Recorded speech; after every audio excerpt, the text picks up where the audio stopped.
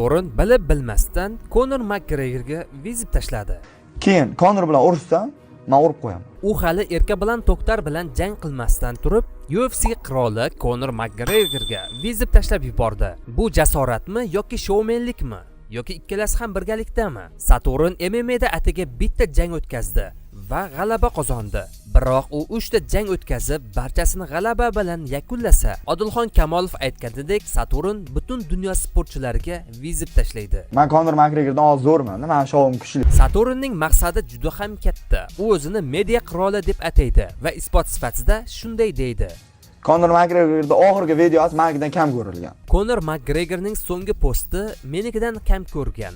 Hattoki uning storiyasi ham menikidan pastdir. Istoriyasini ham kam odam ko'raman menikidan. Bu so'zlar ortida nafaqat shoumenlik, balki ulkan ishonch ham bor. Agarda Conor bilan jang qiladigan bo'lsam, uni albatta mag'lubiyatga uchrataman, deydi Saturn. Keyin Conor bilan urushsam, men urib qo'yaman. Chunki men ishonchim bor o'zimga. Samgilamga ishonch. Agarda real hayotga olib qaraydigan bo'lsak, Conor juda ham kuchli. Saturnga o'xshaganlarning ikkitasini ham yer tishlatishi mumkin. Ehtimol Saturn ham ano yigitlardan emas. Saturnga omad tilaymiz. Gap aytdi, endi ustidan chiqish vaqti keldi.